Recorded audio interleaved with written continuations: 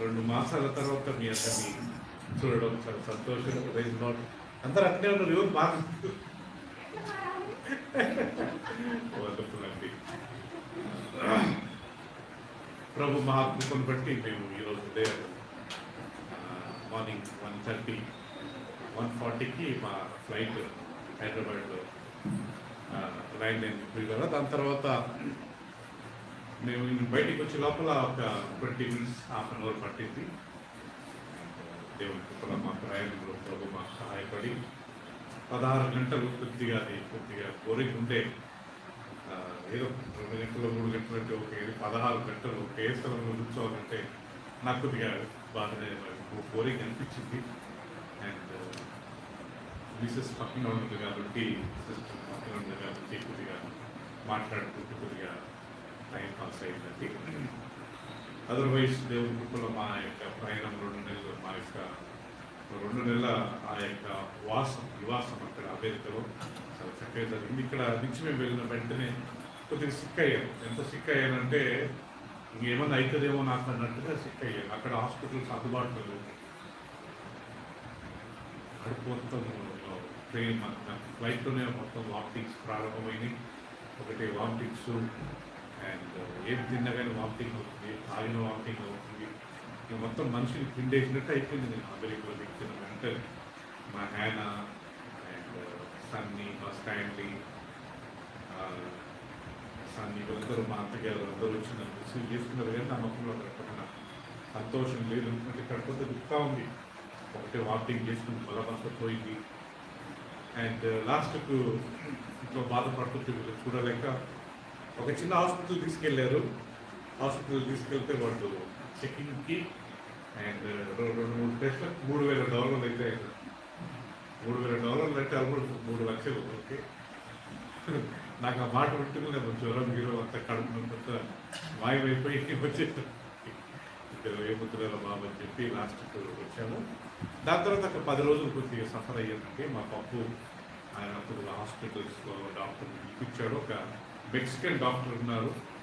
ఆయన వచ్చి ఇంటికి కొద్దిగా మందులు ఆయన ఇచ్చి కొద్దిగా హాస్పిటల్ ఆయన చూశారు. దాని తర్వాత ఇక్కడ బాగా కోల్డ్ అయింది, అయితే కోల్డ్ ఇన్ఫెక్షన్ అయింది. సో ఇలా ఫస్ట్ మంత్ పెద్దగా వాడబడలేదు. దేవుని కొరకు స్థలాలు చూసామండి, చాలా చాలా స్థలాలు తిరిగాము. అండ్ కానీ దేవుని సేవ కొరకు వాడబడలేదు. ఎన్నో చర్చెస్లలో వాళ్ళు వాక్యం చెప్పడానికి అనుకున్నారు కానీ మీరు సిక్కుండడం వల్ల క్యాన్సల్ అయిపోయింది. కానీ 2వ నెల మేము పొడిగించుకోవడం వల్ల దేవునికి ఒక చాలా సంఘాలలో వాడబడ్డాము. దేవుని వాక్యం అందరూ చాలా ఇష్టపడ్డారు. మన యొక్క ఫెలోషిప్ గురించి చెప్పాము, మన యొక్క వాక్యం. సో మా అత్తగారు ఆల్మోస్ట్ ఒక మంత్ ఉండండి అన్నట్టు చెప్పాము. మాకు లేదంటే మేము వెళ్ళాలని చెప్పి మేము వచ్చాము కదా. సో మా ప్రయాణంలో దేవుడు మాకు సహాయపడ్డాడు. 4 నెలలు మాకు సహాయపడ్డాడు. అండ్ ఇక్కడ సంఘాన్ని కానీ అందరూ చక్కగా అందరూ రెగ్యులర్గా వస్తూ సంఘాన్ని నడిపించినందుకు వందనాలు. మరి ముఖ్యంగా అలెగ్జాండర్ బ్రదర్ గారికి మాకు వందనాలు. ఆయన చక్కగా వాక్యాన్ని నేను ప్రతి వారము ఫ్యామిలీలో కూర్చొని మీ వాక్యం వినేవాళ్ళము సార్. టీవీలో వాక్యం వినేవాళ్ళము, చూసేవాళ్ళము. అండ్ ఈరోజు దేవదనం ఆరాధన మన అనుష మన యూత్ అంతా చక్కగా ముఖేష్ వచ్చి అలాగే యోషిత వీళ్ళంతా చక్కగా మన ప్రతాప్ గారు అందరూ సంఘాన్ని నడిపించారు. అండ్ అందరి కుటుంబాలకు మన కదా దేవుడు కృప ద్వారా మమ్మల్ని నడిపించినందుకు చెల్లిస్తూ ఈరోజు ఒక చిన్న వాక్యాన్ని మీకు పంచుకోవాలనుకుంటున్నాను. కొరింథీయులకు రాసిన మొదటి పత్రిక, కొరింథీయులకు రాసిన మొదటి పత్రిక 15వ అధ్యాయము 10వ వచనం.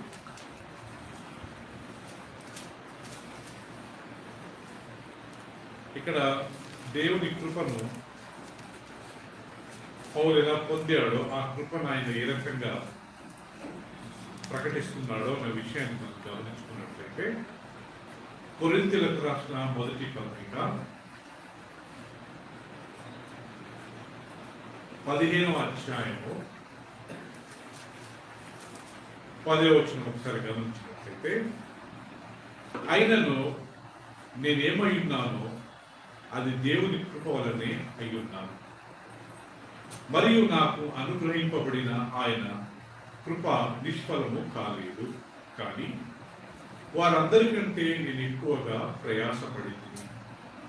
ప్రయాసపడినది నేను కాదు, నాకు తోడై ఉన్న దేవుని కృపయే. ప్రియుల, ఈ వాక్యం నాకు చాలా ఇష్టమైన వాక్యం. ఎందుకంటే ఇక్కడ పౌలు ఆయన ఏమంటాడంటే, ఉదయ్ నేను ఈరోజు ఏ స్థితిలో ఉన్నాను, నేను ఈ రోజు ఏ పరిస్థితిలో ఉన్నాను, అది దేవుని కృప ద్వారానే అయి ఉన్నాను. నా సొంత బలం కాదు, నా సొంత కృషి కాదు, నా సొంత ప్రయాసం కాదు. ఆయన ఏమంటాడంటే, నేను ఏమై ఉన్నాను, ఈరోజు నేను ఏ స్థితిలో ఉన్నాను, అది కేవలము దేవుని యొక్క కృప ద్వారా అయి ఉన్నాను. సో ఆయన క్రెడిట్ తీసుకోవట్లేదండి. ఆయన క్రెడిట్ తీసుకోకుండా ఆ మహిమను దేవునికి అనుగ్రహిస్తున్నాడు. యాక్చువల్లీ అపోస్తలుడైన పౌలు గురించి మనం ఒకసారి గమనించినట్లయితే, ప్రియులారా, ఆయన చాలా లేటుగా, అంటే యేసు ప్రభు చనిపోయి పాతిపెట్టబడి ఆయన లేచి ఆహరణమైన తర్వాత మేము కొన్ని సంవత్సరాల తర్వాత ఆయన ప్రభువు తెలుసుకున్నాడు. ఈయన 12 మంది అపోస్తలులలో ఒక ఆయన కాదు. యూదా చనిపోయిన తర్వాత ప్రాబబ్లీ ఆయనను 12 వాడిగా వాళ్ళు పరిగణించిండొచ్చేమో కానీ, బట్ ఈయన 12 గుంపులో లేరు. కానీ దేవుడి 12 మంది కంటే అపోస్తలుడైన పౌలును చాలా దీవించాడు. ఎందుకు? ఆయన లేట్గా వచ్చినా ఆయన దేవుడికి లోబడే ఒక వ్యక్తి. ఆయన లేట్గా వచ్చినా ఆయన దేవుడికి లోబడే వ్యక్తి కాబట్టి దేవుడు ఆయన ఉన్నతమైన స్థాయిలో పెట్టాడంట. నాకు తెలిసి ఆయన పెళ్ళైనట్టు ఎక్కడెక్కడ దాఖలాలు లేవు ప్రియులా. సో ఒక వాక్యం అంటాడు, అందరు నామాదులు ఉంటే బాగుంటుంది. పెళ్లి విషయంలో మాట్లాడుతూ, భార్య భర్తల గురించి మాట్లాడుతూ, అందరూ నా వల్లే ఉంటే మంచిగా ఉంటుంది. ఆయన కానీ అందరికి దేవుడు ఆ కెపాసిటీ ఇవ్వలేదు కాబట్టి దీన్ని బట్టి ఆయన పెళ్లి చేసుకోలేదు. నేను ఒక బుక్లో చదివాను ప్రియులరా, ఆయన హార్డ్లీ ఒక 4 feet ఉండేవాడంట. 4.5 feet ఉండేవాడంట. ఆయనకు కొంటకాలు ఉండేయంట అపోస్తలుడైన పౌలుకి. ఆయన ముక్కు చిలక ముక్కుగా ఉండేదంట. ఆయన చూస్తే లిటరల్గా మనుషులు కొద్దిగా భయపడేటట్టు ఒక లుక్స్ అంటారు. కానీ దేవుడు ఆయన ఇంత గొప్పగా వాడుకున్నాడు కదా. దేవుడు అదే సౌలు అంటాడు కదా, ఈ దావీదును అభిషేకించడానికి వెళ్ళినప్పుడు దేవుడు అంటాడు, మనుషులు బహిరంగంగా మనుషులు చూస్తారు, కానీ నేను నా హృదయాలను చూసేవాడు. సో దేవుడు అపోస్తలుడైన పౌలును వీళ్ళరా బహిరంగంగా చూడలేదు. ఆయన ఎక్కడ చూసాడంటే ఆయన అంతరంగాన్ని చూసేది. సో మన విషయంలో కానీ మనం గమనించినట్లయితే దేవుడు మన హృదయాన్ని పరిశీలిస్తాడంటే మనం ఏ రకంగా ఉన్నాము, మన యొక్క లుక్స్, మన హైట్, మన వెయిట్, మన లుక్స్, వీటిని బట్టి కాదు దేవుడు మనం చూసేది మన హృదయాన్ని చూసి, మన లోపల అక్కడ మనం తగ్గించుకున్న వాళ్ళలో ఉన్నామా, మనము అణిగిమణిగి ఉన్నామా, దేవుని మాటకు లోబడుతున్నామా, దేవుని వాక్యానికి మనం ఆసక్తి ఉన్నామా, అది చూసి దేవుడు మనం ఉన్నతమైన స్థాయిలో ఆయన తీసుకెళ్తాడు తప్పిగా. సో పౌలు అంత జూనియర్గా ఉన్నా కానీ ఆయన దేవుడు ఎంత గొప్పగా వాడుతున్నాడంటే అమ్మా, దేవుడు ఎన్నో పుస్తకాలు ఆయన ద్వారా రాయించాడు. చాలాసార్లు మనం చదువుతున్నాం కదా ప్రియులారా, పౌలు రాసిన పుస్తకాలలో 13 పుస్తకాలు ఉన్నాయంట. రోగిలకు రాసిన పత్రిక, కొరింథీయులకు రాసిన పత్రిక, గలాతీయులకు రాసిన పత్రిక, ఎఫెసీయులకు రాసిన పత్రిక, ఫిలిప్పీలకు రాసిన పత్రిక, కొలోసీయులకు రాసిన పత్రిక, తెస్సలోనీయులకు రాసిన పత్రిక, తిమోతికి రాసిన పత్రిక, కీతుకు రాసిన పత్రిక, ఫిలోమోనుకు రాసిన పత్రిక, ఇవన్నీ 13 పుస్తకాలు రాస్తాడంటే ప్రియులారా. ఆయన వచ్చింది యేసు ప్రభు 12 మంది ఎన్నుకున్న తర్వాత ఎన్నో సంవత్సరాల తర్వాత ఈయన ప్రభు తెలుసుకున్నాడు. It's very very latest man. So latest man ఆయన, కానీ దేవుడు ఆయన అంత గొప్పగా వాడుతున్నాడు. ఎందుకంటే ప్రియులారా, ఎప్పుడైతే ఈ అపోస్తలుడైన పౌలు ఆ యొక్క దమస్కు మార్గంగా ఆయన పడిపోయి ఆ పరలోకం నుండి ఆకాశం నుంచి వచ్చిన ఆ వెలుగును చూశాడో ఆయన కళ్ళ దృష్టిని పోగొట్టుకున్నాడు. అప్పుడు ఆ దేవుడు ఒక మాట అంటాడు, నువ్వు ఎవరయ్యా అని అడిగినప్పుడు యేసు ప్రభు అంటాడు, నువ్వు హింసిస్తున్నావు క్రీస్తును నేనే అంటాడు. అక్కడ పౌలు ఏమంటాడంటే, ప్రభువా మరి నేనేం చేయమంటావు, what you want me to do, అది తెలుగులో లేదు, అది ఇంగ్లీష్ మా బైబిల్లో ఉంది కదా, మరి నేనేం చేయాలి ప్రభు అని అడుగుతాను. సో అక్కడ పౌలు ఆయన ప్రభు గురించి పెద్దగా తెలియదు, ఆయన ప్రభుని అంగీకరించలేదు, ఆయన మారుమనసు పొందలేదు, బాప్తిసం తీసుకోలేదు, సంఘానికి అసలు అటెండ్ కానీ కాలేదు. ఇలాంటి వ్యక్తికి అంత మంచి మనసు ఎక్కడి నుంచి వచ్చింది అనేది ఒక పెద్ద ప్రశ్న. ప్రియులు ఆయన సంఘాన్ని హింసించేవాడు. ఫిలిప్పీలకు రాసిన పత్రికలు అంటాడు ఆయన గొప్పతనాన్ని ఆయన వివరిస్తూ 4వ అధ్యాయం తీసుకున్నాం ఒకసారి. ఫిలిప్పీలకు రాసిన పత్రిక ప్రియులరా, పౌలు ఆయన అంటాడు, నేను ఒకవేళ నా గురించి గొప్పగా చెప్పుకోవాలంటే 1 కాదు 2 కాదు, ఎన్నో గొప్పతనాలు ఉన్నాయి, కానీ నేను యేసు ప్రభువు తెలుసుకున్న తర్వాత అవన్నీ దేవుని కొరకు నేను పెంటగా ఎంచుకున్నాను అంటాడు.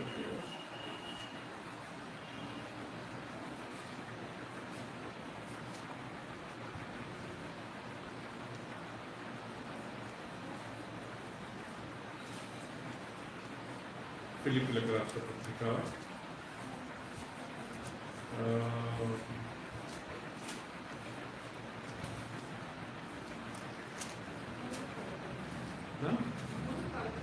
3:11. సారీ అమ్మా, సరే చదువుతామా.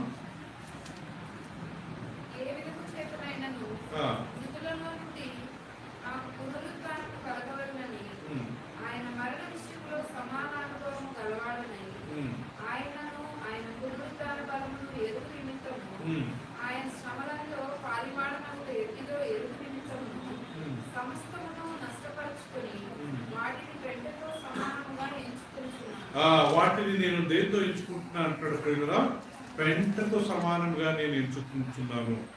అండ్ దానికన్నా ముందు అంటాడు ప్రియులరా, నేను హీబ్రూ సంతానంలో పుట్టిన 3వ అధ్యాయంలో ఒకసారి గమనించినట్లయితే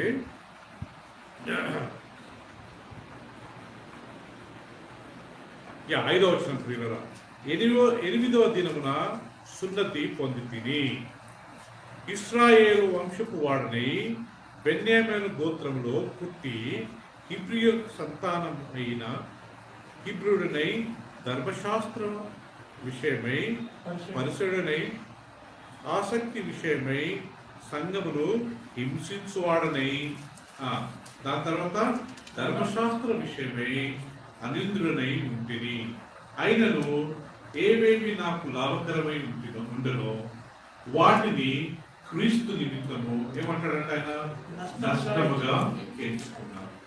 మనం గమనించినట్లయితే ఇక్కడ అపోస్తలుడైన పౌలు అంటాడు, నేను 8వ రోజు సున్నతి పొందాను. ఏంటి పీటర్ అక్కడ 8వ రోజు సున్నతి అంటే హీబ్రూ జాతిలో లేకపోతే హీబ్రూ సంతానంలో ఒక అబ్బాయి పుట్టినప్పుడు 8వ రోజు ఆ అబ్బాయికి సంతానం సున్నతి చేయించేవారు. 7వ రోజు 9వ రోజు కాదు, 8వ రోజే నేను సున్నతి పొందినవాడు. నేను బెంజామిన్ గోత్రకు చెందినవాడు.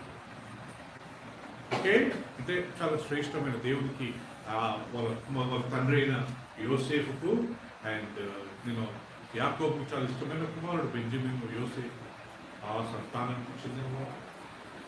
హీబ్రూలకు హీబ్రూలను అంటే ఎలాంటి మిక్సింగ్ లేదు, ప్యూర్.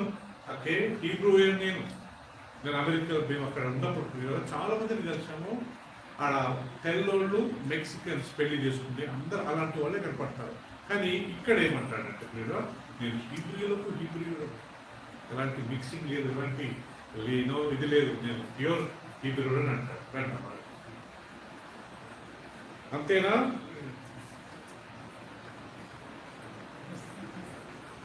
నేను సంఘాన్ని హింసించాను. ఆ రోజుల్లో ప్రియులరా, సంఘాన్ని హింసించడం అంటే యూదులకు అదొక పెద్ద అడ్వాంటేజ్ అనమాట. అదేదో పెద్ద మార్పులు పొందినట్టు. ధర్మశాస్త్ర విషయంలో నాకు అన్ని బాగా తెలుసు. లాస్ట్కి ఏమంటాడంటే వీటన్నిటినీ ఎవరి నిమిత్తం పెట్టగా ఇచ్చాను? క్రీస్తు నిమిత్తం. ఆయన జ్ఞానాన్ని పొంది, ఆయన రక్షణను పొంది, ఆయన తెలుసుకోవడమే ఇవన్నీ నాకు పెంటగా నేను పెంచుతున్నాను. I consider them as done waste. So ఇలాంటి వ్యక్తిని దేవుడు మరి ఆశీర్వదించడా? ఆయన సమస్తం దేవునికి సమర్పించుకున్నాడు. సో అందుకే అంటాడు, నేను ఈరోజు ఏమైనా దేవుడి కృప ద్వారా నేను వాళ్ళందరికంటే ఎక్కువగా శ్రమ పడ్డాను. మళ్ళా అంటాడు, శ్రమ పడ్డది నేను కాదు, ఆ దేవుని కృపయే. సో ఈరోజు మన జీవితంలో మనం తెలుసుకోవాల్సింది, ఈరోజు మనం ఏ స్థితిలో ఉన్నామో అది దేవుని కృపనే. ఎప్పుడే కానీ నేను సంపాదించాను, లేకపోతే నేను చేశాను, ఇది నా కష్టార్జితమో, ఇది నేను శ్రమ పట్టు దొరికిందని మనం ఎప్పుడు అనుకోకూడదు. అట్లా ఎవరైనా అడిగినా అడగకుండా మన మనసులో ఎప్పుడు మనం అనుకోవాల్సింది ఏంటంటే, నేను ఈరోజు ఏ స్థితిలో ఉన్నానో, ఈరోజు నాకున్న భార్య కావచ్చు, నాకున్న భర్త కావచ్చు, నాకున్న పిల్లలు కావచ్చు, నాకున్న తల్లిదండ్రులే కావచ్చు, నాకున్న ఇల్లే కావచ్చు, నాకున్న రాబడే కావచ్చు, నాకున్న ఆస్తే కావచ్చు, బంగారమే కావచ్చు, ఏదే కావచ్చు ప్రియులరా, ఇది మన సొంతదని అనుకుంటే మనం అక్కడ పొరపాటు చేసినట్టే. ఇది మన సొంతది కాదు, ఇది దేవుడు మనకు అనుగ్రహించిన కృప అనే విషయాన్ని మనం ఎప్పుడు మర్చిపోకూడదు. అపోస్తుడైన పౌలు నేను చెప్పినట్టుగా ప్రియులరా, ఆయన 13 పుస్తకాలు రాశాడు. ప్రకటనలో 7 సంఘాలు ఉన్నాయి ప్రియులరా. ఆ 7 సంఘాలు మ్యాక్సిమం ఈయననే స్థాపించాడు. 6 సంఘాలు స్థాపించడంలో దేవుడు ఈయన వాడుకున్నాడు. కొరింథీకి వెళ్ళాడంట. అక్కడ కొన్ని రోజులు వాక్యం చెప్పి, అక్కడ కొంతమంది రక్షణ పొంది మారు మనసు పొందిన తర్వాత వాళ్ళకి బాప్తిసం ఇప్పించి, వాళ్ళని మంచి మార్గంలో నడిపించి, అక్కడ ఒక సంఘాన్ని స్థాపించి ఒక పాస్టర్ను ఆయన నియమించి వెళ్ళాడు. దాని తర్వాత ఎఫెసీ అనే పట్టణానికి వెళ్ళాడు. ఎఫెసీలో డయానా అనే ఒక విగ్రహం ఉండేదంట ప్రియులరా. ఆ విగ్రహాన్ని వాళ్ళు ఊరేగించేవారంట. సో అక్కడి నుండి ఆయనకు చాలా అపోజిషన్ వచ్చిందంట. చాలా మంది ఆయన వ్యతిరేకించారంట. అయినా కానీ ఆయన అక్కడ ఉండి సంఘాన్ని సేమ్ కొన్ని వాక్యం చెప్పాలా, కొంతమంది రక్షణ పొందిన వాళ్ళందరినీ అప్పుడప్పుడు గ్యాదరింగ్ చేయించాలా, తర్వాత ఒక సంఘాన్ని స్థాపించి అలా ఆల్మోస్ట్ 20 సంఘాల కంటే ఎక్కువ ఆయన స్థాపించాడంటే. అప్పటికే ఆయన 20 సంఘాలు స్థాపించి ఎంతో మంది ఆత్మలను గెలిచాడంటే. ఈ 12 మంది శిష్యుల కంటే ఈయనను దేవుడు చాలా గొప్పగా వాడుకున్నాడు. ఎందుకంటే ఇప్పుడు మనం చదివే కదా స్టేట్మెంట్, ఈయన ఎంత తగ్గించుకున్నాడంటే, నేను ఏమై ఉన్నానో అది చెప్పండి, దేవుని కృప. ఆయన నేను చేశాను, నేను వెళ్ళాను, నేను సంపాదించానన్న మాట కంటే ఆయన దేవునికి మహిమ ఇస్తున్నాడు. సో ఎందుకు నేను ఈరోజు ఈ వాక్యం ఎదుర్కొన్నానంటే కదా, ఈరోజు దేవుడు మనందరినీ ఈ స్థితిలో పెట్టాడంటే అది ఆయన దయం, మన గొప్పతనం కానీ కాదు, మనకున్న ఉద్యోగాలు, మనకున్న ఇవి. సో నేను కానీ వీళ్ళ క్షేమంగా ఈరోజు ఇక్కడికి వచ్చాను అంటే దేవుడికి కృప. నేను అక్కడికి వెళ్ళినప్పుడు బాగా సిక్ అయినప్పుడు లిటరల్గా మొదటిసారి నాకు భయం అయింది, నేను చనిపోతానేమో. ఎందుకంటే డాక్టర్ యాక్సెస్ లేదు. ఒకళ్ళు పోయినా $3,000 అంటున్నారు. నాకు ఏడుపు వచ్చేది, ఏంట్రా బాబు ఉంటే అయిపోయింది. వీళ్ళు ఇంకా రాలేదు. మా మిస్సెస్ ఆయన చెల్లెలు వాళ్ళ ఖతార్లో ఫ్లైట్ లేట్ అయిపోయి, ఒక రోజు లేట్ అయిపోయింది. వాళ్ళు ఆడున్నారు, నేను ఒప్పుకొని ఇక్కడ ఇంట్లో ఉన్నా, ఏమవుతుంది, ఈ అమ్మాయి ఉన్నా కానీ కొద్దిగా ఆదరంగా ఉంటుంది ఈ రకంగా. సో తర్వాత చిన్నగా ఆల్మోస్ట్ 20 days పట్టిందండి నేను కొద్దిగా రికవర్ అవ్వడానికి. నేను అప్పటికి కొంతమందికి కాల్ చేశాను, కొంతమంది ఎత్తారు, కొంతమంది ఎత్తలేదు. సో వాళ్ళందరికీ చెప్పారు ఇది పరిస్థితి కొద్దిగా బాగాలేదు. కానీ మా అత్తగారు వీళ్ళంతా చాలా సహాయం చేశారు పిల్లలు అక్కడ. అండ్ వాళ్ళు మందులు ఈ మందులు ఇచ్చి కొద్దిగా. సో అంటే ఈరోజు ఈ స్థితిలో ఉన్నాను. నేను మళ్ళా క్షేమంగా హైదరాబాద్కి వచ్చానంటే ఈ వాక్యాన్ని నేను జ్ఞాపకం చేసుకుంటూ ఈరోజు దేవుడి ద్వారానే నేను క్షేమంగా వచ్చాను. సో కాబట్టి మనకి మీద ఎప్పుడే కానీ పిల్లల ఏదైనా జరిగినప్పుడు గ్లోరీ టు గాడ్, దేవుడికి మహిమ మనము సమర్పించినప్పుడు దేవుడు ఎంతో సంతోషిస్తాడు, దేవుడు ఎంతో ఆనందిస్తాడు అనే విషయాన్ని మనం మర్చిపోకూడదు. అపోస్తుడైన పౌలు ఆయన దేవుడు అంతా వాడుకున్నా. ఓకే, లాస్ట్ టైం అలెగ్జాండర్ గారు చెప్పినట్టు 12 మంది శిష్యులలో ఏదో ఒకటి కాదు, 12 మంది అది వేరు. నేను ఎప్పుడో తర్వాత వచ్చిన వ్యక్తిని దేవుడు ఎంత గొప్పగా వాడుకోవడం ఏంటంటే ఈయన చాలా తగ్గించుకున్న వ్యక్తి, తగ్గించుకున్న. యేసుప్రభు అంటాడు కదా కొండ మీద ప్రసంగంలో, ఏమని అంటాడు, ఆత్మ విషయమై దీనులైన వారు ధన్యులు, పరలోక రాజ్యము వారిది. ఇంత పెద్ద కొండ మీద ప్రసంగంలో ఎన్నో విషయాలు చెప్పాడు ప్రియులరా. దాంట్లో అన్నిటికంటే ఫస్ట్ తీసింది ఏంటి, ఆయన తగ్గింపు కదా ప్రియులరా. మీరు తగ్గించుకోండి, ఇది నాది, ఇది మాది అన్నట్టుగా ఎప్పుడు అనుకోవద్దు. దేవుడు ఇచ్చాడు. అప్పుడు యోబు ఏమంటాడు ప్రియులరా, ఒకసారి చూడండి. యోబు గ్రంథం 1వ అధ్యాయంలో యోబు ఈ మాటను అంటాడు ప్రియులరా.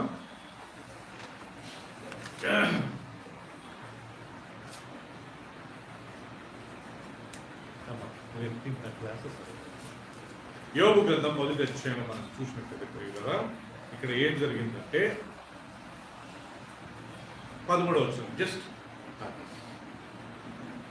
13వ వచనం అండి. నేను చదువుతాను, ఒకసారి మీరు అందరూ మీ నాయకులు చూసుకుంటారు కదా.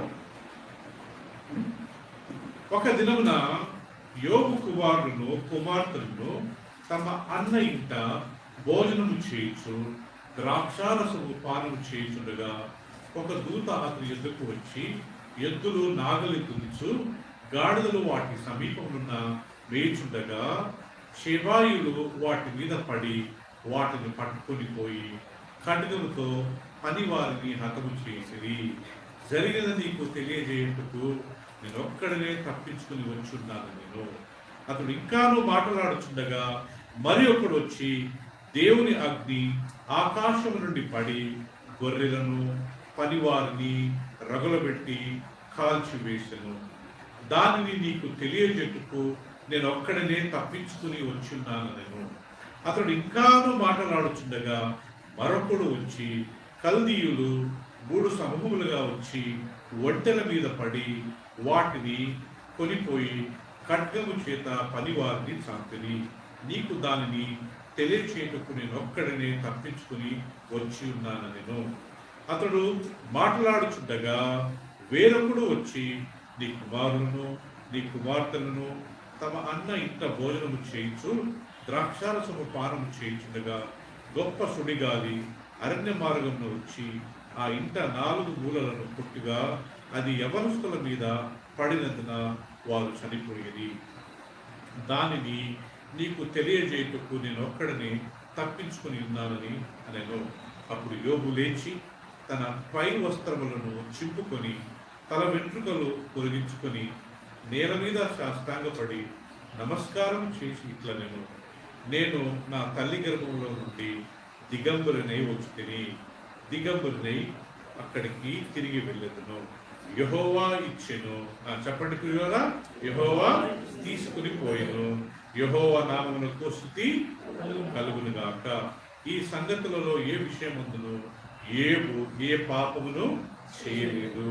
దేవుడు అన్యాయం చేశానని అసలు చెప్పనే లేదు. ప్రియులారా, మనం ఈ యొక్క యోగ గ్రంథము ఒక 2-3 సార్లు ధ్యానించుకున్న వల్ల ఈరోజు నాకు ఈ వాక్యము జ్ఞాపకం వచ్చింది. యోగు చాలా ధనవంతుడు అంటే ప్రియులారా, ఆయన ఎంత ధనవంతుడు అంటే మొదటి అధ్యాయంలో రాయబడ్డ చూడండి ప్రియులు ఒకసారి. యోగ గ్రంథము మొదటి అధ్యాయము ఆయనకున్న ఆస్తి మనం ఒకసారి గమనించినట్లయితే, ఊజు దేశం నందు యోగు అని ఒక మనుషుడు. అతడు యథార్థవర్తనుడు, న్యాయవంతుడై దేవుని యందు భయభక్తులు కలిగి చెడుతనమును విసర్జించినవాడు. అది ఆయన క్యారెక్టర్ అండి. అతని ఆస్తి గురించి రాస్తూ అతనికి పిల్లల గురించి రాస్తూ అతనికి 7 కుమారులు 3 కుమార్తెలు కలిగిరి. ఇది ఆయన ఫ్యామిలీ బ్యాక్గ్రౌండ్. ఇప్పుడు ఆయన ప్రాపర్టీ, ఆయన ఆస్తుపాస్తుల గురించి రాస్తున్నారు. అతనికి 7,000 గొర్రెలను 3,000 ఒంటెలు, 7, 3, 10,000, 500 జతల ఎద్దులు, అదే అదొక 11,000, 500 ఆడుగాడులు కలిగి 11,500 పశువులు ఉన్నాయంట కలిగి బహుమంది పనివారును అతనికి ఆస్తిగా ఉండేది కనుక తూర్పు దిక్కు జనులందరిలో అతడే గొప్ప వాడుగా ఉండేను. గమనించారా? అతనికి 7,000 గొర్రెలు, 3,000 ఒంటెలు, 500 జతల ఎద్దులు ఆడుగాడులు. సో ప్రియుల 11,500 పశువులు ఉన్నాయంట. ఆ 11,500 పశువులను చూడడానికి ఎంతమంది పని మనుషులు అవసరము?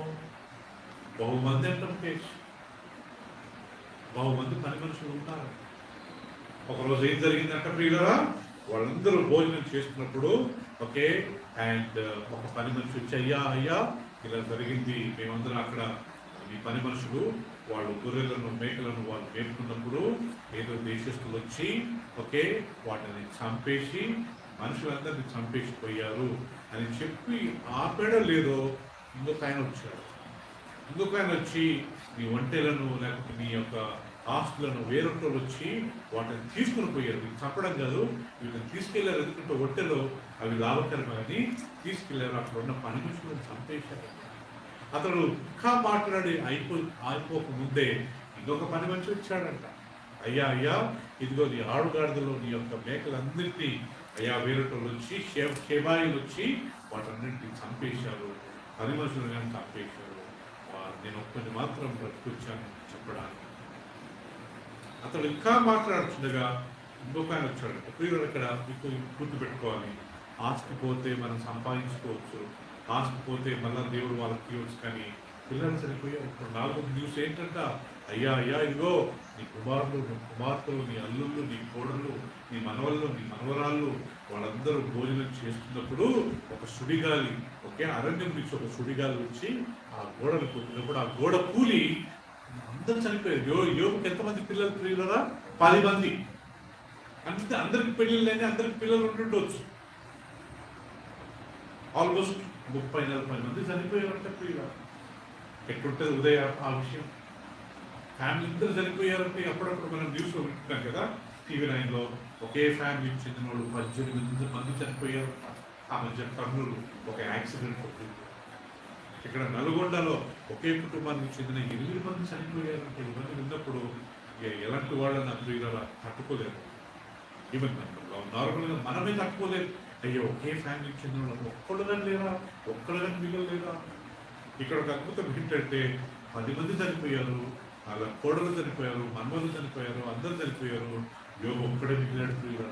తర్వాత మనకు తెలుసు యోగు ద్వారా దేవుడు వల్ల ఇంకొక సంతానాన్ని ఆయన ప్రారంభించాడు. తర్వాత యోగుకి ఎంతమంది పిల్లలంట తెలుసా?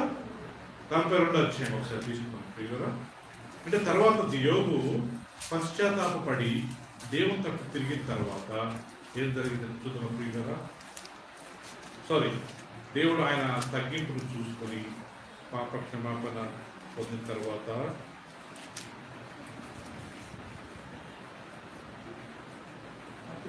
రైట్ 12 వచ్చిన ప్రియులరా, యెహోవా యోగును మొదట ఆశీర్వాదించిన కంటే మరి అధికంగా ఆశీర్వాదించదు.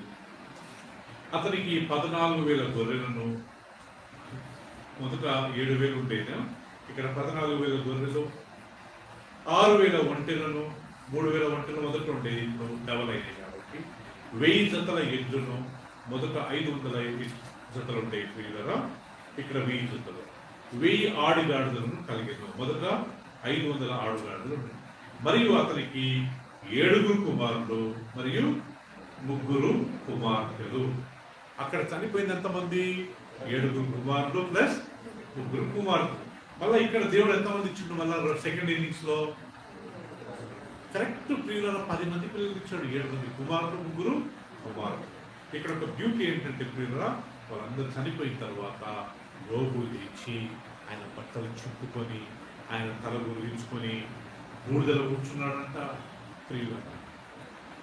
అంటే ఒక రకంగా బాధ అయింది, కానీ ఆ బాధలో దేవుడిని ఆయన ఏమనకూడదని చెప్పి నిర్ణయించుకున్నాడు. ఆయన బాధపడలేదంటారా? ఆ యోగు గ్రంథం అంతా ప్రియుల మనం గమనించుకుంటే ఆయన బాధపడి మాట్లాడిన మాటలు, అయ్యో నేను పుట్టిన దినం ఉండకుండాంటే బాగుంటుంది, అయ్యో ఎందుకు ఇలా జరిగింది, ఆయన బాధపడ్డాడు. కానీ ఆ బాధలో, ఆ వేదనలో నోరు తెరిచి దేవుడిని శపించలేదంట, దేవుడు అన్యాయం చేశాడని అనలేదంట. కానీ దేవుడు మరలా ఆయన ప్రియుల మొదట ఉన్నదానికంటే 2 అంతలుగా ఆయన తీర్చాడు. ఒకటి ఆస్తి మాత్రమే కాదు, పిల్లలని మళ్ళీ కరెక్ట్ 7 మంది కుమారులు, 3 కుమార్తెలు ఇచ్చాడంటే పిల్లలు. మొదటి 1వ అధ్యాయం నుంచి 42వ అధ్యాయం వరకు ఆయన ఏజ్ నేను ఒక బుక్లో చదివాను, 120-130 సంవత్సరాలు ఉండొచ్చు అంటారు. తర్వాత ఆయన 140 సంవత్సరాలు బతికాడని నేను ఇక్కడ చదివాను. సో ఆల్మోస్ట్ 260 సంవత్సరాలు బతుకుంటుండొచ్చు ఎక్కడగానే ఆయన. ఓకే, ఈ మొదటి ఇన్నింగ్స్ గురించి లేదు. ఈ 7 కుమారులు చనిపోయారు, కుమార్తెలు చనిపోయారు, ఆయన ఆస్తి పోయింది. అప్పటికే ఆయన పెళ్ళి 10 మంది పిల్లలు అంటే కొద్దిగానే ఏది ఉండదా? అదంతా అయిపోయిన తర్వాత, అంత పోగొట్టుకున్న తర్వాత మనం 42వ అధ్యాయంలో చూస్తాం ప్రియుల. 42వ అధ్యాయంలో చివరి వచ్చిన చూడండి. అటు తర్వాత యోగు 140 సంవత్సరాలు బ్రతికి, అటు తర్వాత యోగు 140 సంవత్సరములు బ్రతికి తన కుమారులను 4 తరముల వరకు చూచెను. పిమ్మట యోబు కాలం నిండిన వృద్ధుడై చివరికి ఈయన ప్రియులరా మొదట ఎన్ని సంవత్సరాలు బతుకున్నాడు నాకు తెలియదు. అటు తర్వాత అనే మాట ఉంది. అటు తర్వాత అతడు 140 సంవత్సరంలో బతికి కుమారులను 4 తరాలను చూశాడంట ప్రియులారా. ఎందుకంటే ఆయన చాలా తగ్గించుకున్నాడంట ప్రియులారా. ఆయన లాస్ట్ ఏమన్నాడంట, బట్టలు చిక్కుకొని బూడిదలు కూర్చొని ఆయన తల గురిగించుకొని దేవుడు ఇచ్చెను, యెహోవా ఇచ్చెను, యెహోవా తీసుకునేను, ఆయన నామముకు స్తుతి కలుగునుగా. కానీ ప్రియులారా యోబు దేవుని న్యాయస్తుడని, ఆయన మోసం చేశాడు, అన్యాయం చేశాడని ఆయన దేవుడు దూషించలేదు. అలాగే యోబు మనం పౌరు విషయంలో మనం గమనించినట్లయితే ప్రియులారా, ఓకే, సో ఇదంతా దేవుడు ఇచ్చిండే, ఇది దేవుని కృపనే, నేనేమై ఉన్నాను దేవుని కృప ద్వారా అయి ఉన్నాను. అందరికంటే నేను ఎక్కువ కష్టపడతాను. ఇక్కడ గమనించండి ప్రియులారా, అందరికంటే కష్టపడేది నేనే. చూడండి ఒకసారి కొరింథీయులకు రాసిన పత్రికలో ఒకసారి గమనించు. సంఘంగా మనందరం ఈ వాక్యాన్ని తీసుకుందాం ప్రియులారా, మనకు దీవెనకరంగా ఉంటుంది. 15వ అధ్యాయం 10వ వచనంలో మీరు తీసిన తర్వాత నేను చదువుతాను. అయినను నేనేమై ఉన్నానో అది దేవుని కృప వలనే అయి ఉన్నాను. అక్కడ బాగానే ఉంది. మరియు నాకు అనుగ్రహింపబడిన ఆయన కృప నిష్ఫలము కాలేదు. కానీ దాని తర్వాత చూడండి, వారందరికంటే నేను ఎక్కువగా ఏముంది ప్రియులారా చెప్పండి, ప్రయాసపడింది. అంటే ఎవరందరికంటే ఆ తక్కిన 12 మంది అపోస్తుల కంటే, లేకుంటే చాలా మంది సేవకుల కంటే ఎక్కువ ప్రయాసపడ్డది ఎవరు? నేనే. దాని తర్వాత ఏమంటాడు, ప్రయాసపడ్డది నేను కాదు, ప్రయాసపడినను నేను కాదు, నాకు తోడైన దేవుని కృపై. అంటే అర్థం ఏంటి, అందరికంటే ఎక్కువ ఈయననే పనిచేసేవాడు. ఏదైనా మాట అంటున్నాను, చర్చ్లో ఏమైనా ప్రోగ్రామ్ ఉంది, ఏదైనా మీటింగ్ ఉంది, అందరికంటే ఈయన ఫస్ట్ ఎక్కువ పని చేస్తాడంట. కానీ తర్వాత ఏమంటున్నాడు, పనిచేసింది నేను కాదు, దేవుడు నాకు కృపను అనుగ్రహించడం వల్ల నేను ఆ పని. హల్లెలూయా, చెప్తాం హల్లెలూయా. మనందరం పని చేయాలి దేవుని కొరకు ప్రియులరా. నేను ఒక మలయాళం చర్చ్లో, కేరళ చర్చ్లో వీళ్ళ వాక్యం చెప్పాను. అక్కడ మేము పోయినప్పుడు సండే స్కూల్ ఉంటుంది పిల్లలకి. సండే స్కూల్ 10 నుంచి 11 గంటల వరకు. మీరు నమ్ముతారు లేదు, ఈ పిల్లలతో పాటు తల్లిదండ్రులు కూడా వచ్చేస్తారు. 10 గంటలకు వచ్చేస్తారు. అండ్ చర్చ్ టైమింగ్ వాళ్ళకి 11 o'clock. మేము 11కి వెళ్ళేవాళ్ళం అండి. 11 నుంచి 12:30 వరకుగా ఆరాధన ఉండేది ప్రియులారా. సో అంటే అక్కడ అర్థం ఏంటంటే, చెప్పే పాయింట్ ఏంటంటే, చర్చ్ అయిన తర్వాత ఒక కుటుంబాలు అందరూ చర్చ్ క్లీన్ చేయడం, రోజు అక్కడ స్నాక్స్ ఉంటాయి, స్నాక్స్ చేయడం. సో ఈ రకంగా అందరికంటే ఎక్కువ ప్రయాసపడ్డది నేనే. తర్వాత అంటాడు, ప్రయాసపడ్డది నేను కాదు, దేవుని కృపై. సో కాబట్టి ప్రియులారా, మన విషయంలో మనం గుర్తుపెట్టుకోవాల్సింది, మనం ఏం చేసినా కానీ, ఎవరు ఏది అడిగినా కానీ మనం గుర్తుపెట్టుకోవాల్సింది దేవుని కృపనే. ఈ రోజులో ఏమై ఉన్నానో దేవుని కృప ద్వారానే ఉన్నాను. మనం రక్షణ పొందింది ఎవరి ద్వారా అంట, దేవుని కృపనే. ఎఫెసీయులకు రాసిన పత్రిక 2వ అధ్యాయం అంటాడు కదా, మన క్రియ వలన లేకుంటే మన ప్రయాసం వల్ల మనం రక్షణ పొందలేదంట. 2వ అధ్యాయం తీసుకుందామండి. ఎఫెసీయులకు రాసిన పత్రిక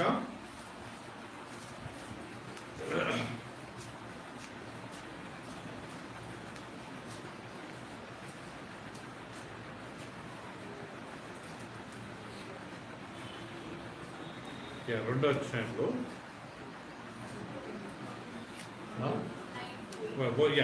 8 and 9 ఒకసారి చదువుతున్నాం ప్రియులు. మీరు విశ్వాసం ద్వారా కృపచేతనే రక్షింపబడి ఉన్నారు. ఇది మీ వలన కలిగినది కాదు, దేవుని. అందరూ గుర్తుపెట్టుకోవాలి ప్రియులారా, మనం రక్షణ పొందింది అనుష ఎవరి ద్వారా అంట, దేవుని కృప, మీ పని కాదు. మీకు ఆ రోజు ఎవరో వచ్చి వాక్యం చెప్పినప్పుడు విశ్వసించింది దేవుని కృపనే. ఒక వాక్యంలో ఒక భక్తుడు అంటాడయ్యా, నాకు విశ్వాసం తక్కువది, నా విశ్వాసాన్ని పెంచండి. సో మనం రక్షణ పొందింది ఆయన కృప ద్వారానే, మనం పరిశుద్ధాత్మ పొందింది ఆయన కృప ద్వారానే, మనం బాప్తిసం తీసుకున్నది నేనేదో బాప్తిసం తీసుకుని నేనేదో గొప్పతనం చేసినాను మనం అనుకోకూడదంటే ప్రియురా, అది దేవుని కృపనే. దేవుడు మనకు ఆ కృపను అనుగ్రహించాడు. సో అందుకే ఒక వాక్యంలో ఫిలిప్పీలకు రాసిన పత్రిక 2:11 అంటాడు, ప్రియురా మీ రక్షణను మీరు కాపాడుకోండి. Work out your own salvation. దేవుడు రక్షించాడు మనల్ని, దేవుడు పాపాలు క్షమించాడు, బాప్తిసం తీసుకుంటే కృపనిచ్చాడు, మందిరానికి వచ్చి కృపనిచ్చాడు. ఇప్పుడు మనం ఏం చేయాలంటే పీటర్, ఆ రక్షణను మనం కాపాడుకుంటా ఉండాలంట. రోజు పాపాలు ఒప్పుకుని, రోజు ప్రార్థన చేసుకుంటూ, భక్తిగా ఉంటూ, మందిరానికి వస్తూ, అందరితో నెమ్మదిగా సమాధానం ఉంటూ, మనం ప్రియులరా రక్షణ పొందిన తర్వాత ఆ రక్షణను మనం కాపాడుకుంటే యూదా మాదిరి మనం కానీ పాపలు పడిపోతాం. ఎంతోమంది ప్రభువు తెలుసుకొని వాళ్ళు ఆత్మీయంగా వెనకబడిపోయి చివరికి దేవునికి దూరం అయిపోయారు. సో మనకు దేవుడు అనుగ్రహించిన రక్షణ ఎవరైనా కేర్లెస్గా తీసుకోకూడదట. దాన్ని మనం చాలా కేర్ఫుల్గా మనం జ్ఞాపకం చేసుకొని రోజు మనం దేవునికి థ్యాంక్ చెప్పాలి, అందరితో సమాధానం ఉండాలి, అందరితో ప్రేమగా ఉండాలి. ఇవి లేకుండా ప్రియులరా మనము ఏం చేసిన పౌలు అంటాడు కదా, దేవదూతల భాషలతో నేను మాట్లాడినను, మనుషుల భాషలతో నేను మాట్లాడినను, ఏమి లేకపోతే వెళ్దోడను, ప్రేమ లేకపోతే వేస్ట్. అందరు గుర్తుపెట్టుకోవాలి, మనకు ఎన్ని అన్ని భాషలు వచ్చినా ఏ భాషలు వచ్చినా మన మనుషులు ఇతరులను ప్రేమించకుండా వాళ్ళని ద్వేషించినట్లయితే మన యొక్క అన్య భాషలు వేస్తే మనుషుల భాషలు వేస్తే. నాకు తమిళ వచ్చు, నాకు కన్నడ వచ్చు, నాకు తెలుగు వచ్చు, మాట అంటున్నాను, కానీ ప్రేమించకుండా నేను గర్వించాను అనుకోండి, నా టాలెంట్ అన్నీ వేస్తే, నేను వాక్యం చెప్పడం వేస్తే, పౌలు అంటాడు నేను దేవదూతల భాషలతో మాట్లాడిన ప్రేమ లేకపోతే. రెండవ వాక్యం అంటాడు, నా శరీరాన్ని కాలవడానికి నేను ఇచ్చిన, నా ఆస్తి అంతా నేను బీదలకు పంచిపెట్టిన, ప్రేమ లేకపోతే అంటున్నాడు. చాలా మంది ఆఫరింగ్స్ ఇస్తారు, చాలా సంతోషం. చాలా మంది ఇతరులకు బీదలకు సాయం చేస్తారు, మంచిదే. అనాథాశ్రమాలకు సాయం చేస్తారు, మంచిదే. కొంతమంది వాళ్ళ ఆస్తి బీదలకు రాసిస్తారు, చాలా మంచిదే. కానీ ప్రేమ లేకపోతే అవన్నీ కానీ అన్ని వ్యర్థమే. నువ్వు ఎంత పైసలు ఇవ్వు, ఎంత ఇది ప్రియులరా, బైబిల్ రాయబడ్డది వ్యర్థమే. తర్వాత అంటాడు, నాకు ప్రవచించు వరమున్నను, కొండలను పగలగొట్టేంత విశ్వాసం ఉన్నను, ప్రేమ లేకపోతే వ్యర్థులను. చూశారా ప్రియులరా, అన్య భాషలు అనేది వరం, విశ్వాసం అనేది వరము, ప్రవచన అనేది వరము, భాషను తర్జుమ చేయడము అది ఒక వరము. వరాలన్నీ ఉండి ఫలం లేకపోయేది అనుకోండి ప్రియులరా, బైబిల్లో దేవుడు అంటాడు, దేవుడు పౌలు ద్వారా పలికిస్తాడు, నేను వ్యర్థుడని. చివరికి ఒక మాట అంటాడు, విశ్వాసము, నిరీక్షణ, ప్రేమ, ఈ మూడిట్లో ఏది గొప్పదంట? ఏది గొప్పది? ప్రేమ. సో మన జీవితంలో గుర్తుపెట్టుకుని అందరితో ప్రేమగా ఉన్నాం, అందరితో సమాధానం ఉందాం ప్రియులరా. నాకు వాళ్ళంటే ఇష్టం లేదు, వాళ్ళకి మాకు పడదు, మాకు గొడవ పడతాము అని ఎప్పుడు అనకూడదంట ప్రియులరా. సో అందుకే పౌలు అంటాడు, ఏమై ఉన్నాను దేవుని కృప ద్వారా నాకు వెళ్తాను, ఆరోగ్యం దేవుని కృప, నాకు ఇచ్చిన శాలరీ దేవుని కృపనే, నాకు వచ్చే రాబడి అది అద్దె రూపంగా వస్తుందో లేకపోతే ఏదో రకంగా వస్తుందో దేవుని కృపని గర్వించకుండా మనం చేసేటప్పుడు పౌరు మాదిరి దేవుడు మనలుగా నాకు. మనం సీనియర్స్ కాకపోవచ్చు, జూనియర్స్ కావచ్చు, కానీ మనం ఆ యొక్క పౌరు మాదిరి తగ్గించుకుని దేవుని కృపని అని అన్నప్పుడు దేవుడు అధికంగా ఆశీర్వదించి. నేను ఇక్కడ అలవాళ్ళలో ఒకసారి ఒక పాస్టర్ని కలిశాను ప్రియులరా. ఆయనతో మాట్లాడుతూ, ఆయన చాలా పెద్ద సంఘం, ఆయనతో మాట్లాడుతున్నప్పుడు బ్రదర్ ఇంత సీక్రెట్ ఏంటయ్యా మీ సీక్రెట్ ఇంతమంది మీకు చేర్చుకొస్తారు అంటే, ఆయన ఏదో చెప్పబోయి లాస్ట్ ఇంత దేవుని కృపనే అన్నాడు. నాకు ఆ రోజు నుంచి ఆ మాట చాలా మంచిగా నా హృదయంలో తగ్గింది. సో కాబట్టి మనం దేశంలో ఉన్న ఒక గుర్తుపెట్టుకోలేదు, కేవలం దేవుని కృప అనుకున్నప్పుడు ఓకే.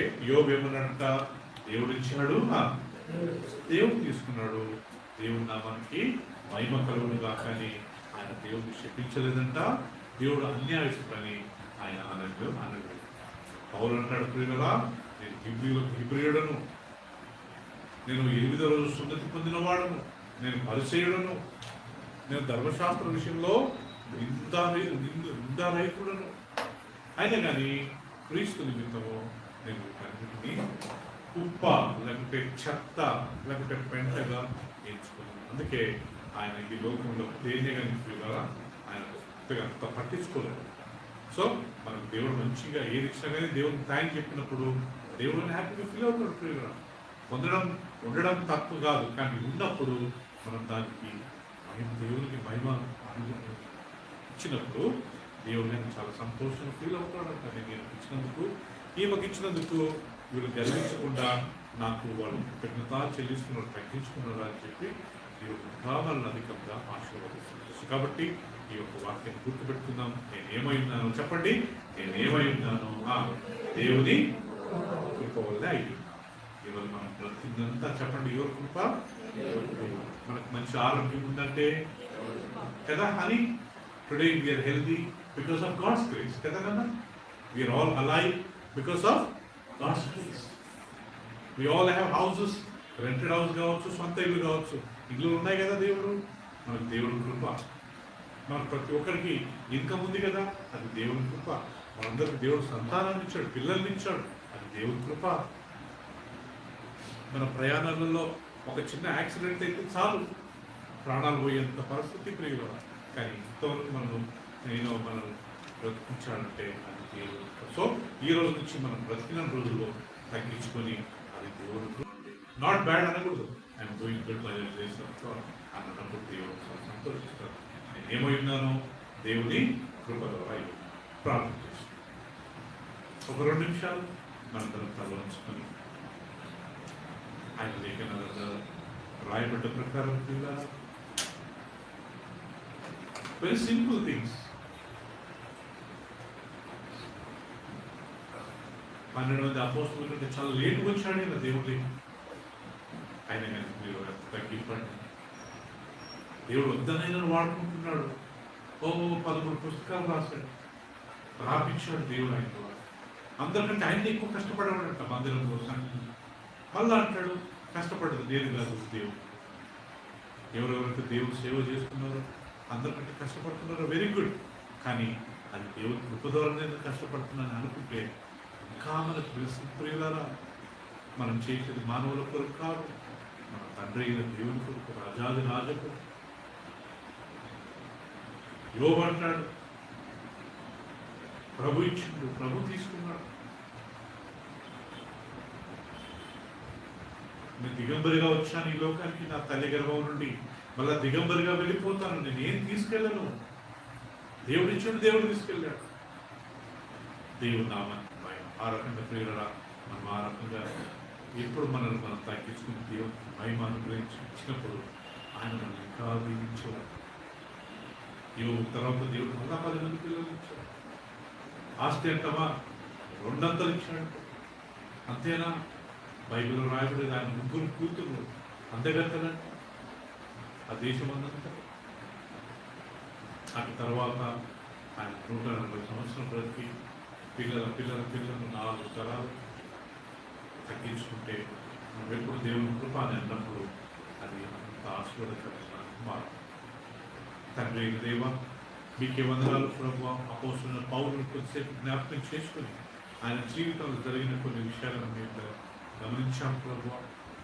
నేను హీబ్రియుడు, నేను బెంజామిన్ గోత్రానికి చెందినవాడు, 8వ దినము నేను సున్నతి పొందినవాడు.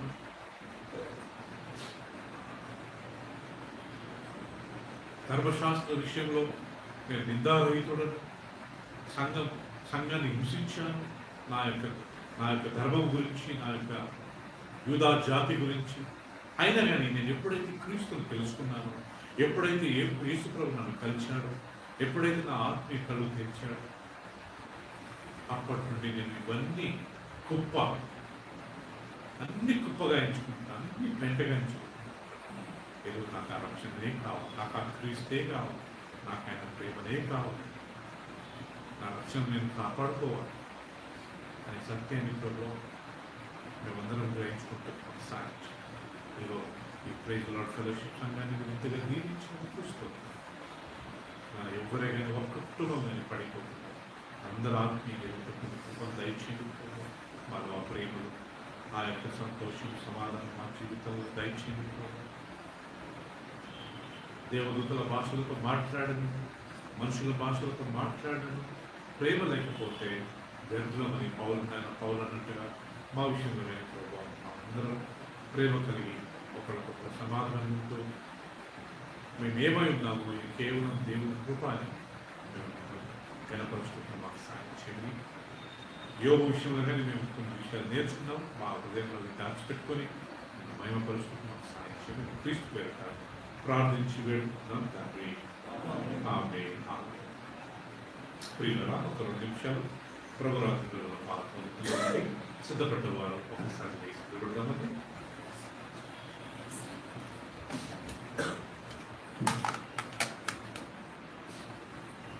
యేసుక్రీస్తు ఆ రాత్రి ఒక రొట్టెను పట్టుకుని దేవునికి కృతజ్ఞతాస్తుతులు చెల్లించి, ఇది మీ కొరకు పెట్టబడిన నా శరీరం, దీనిని మీరు తిన్నప్పుడు జ్ఞాపకం చేసుకున్నారు. తండ్రి, మీ కుమారుడు మా రక్షకుడైన యేసు ప్రభుని బట్టి మా హృదయపూర్వక మేము థ్యాంక్స్ చెప్తున్నాం ప్రభు. ఆ రాత్రి ఆయన ఒక రొట్టెను పట్టుకుని కృతజ్ఞతాస్తుతులు చెల్లించింది నా శరీరం అన్నాడు.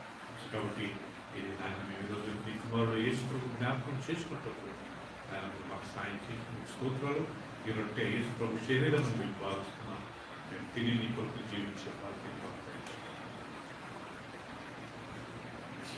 భోజనమైన పిమ్మట ఆయన పాత్రలు పట్టుకొని దేవునికి కృతజ్ఞతాస్తుతులు చెల్లించి, ఇది మీ నిమిత్తం చిందించబడిన క్రొత్త నిబంధన రక్తం.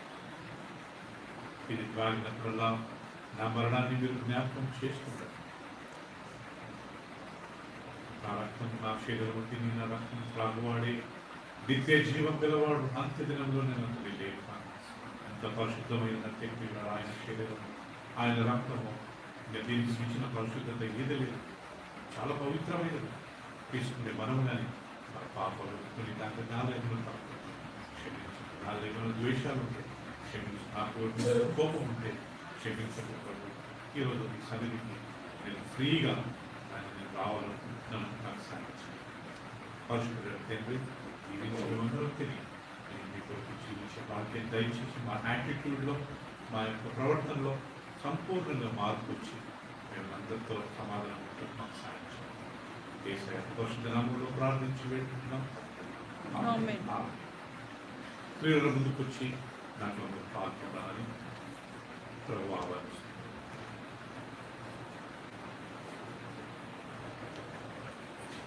సిల్వలో నాకే కాచెను యేసురక్తము. రొట్టె ఎక్కువ తీసుకుంటే ఏం కదండి. సిల్వలో మరి కొద్దిగా ఎక్కువ తీసుకొచ్చున్నాం ప్రభు. యేసురక్తము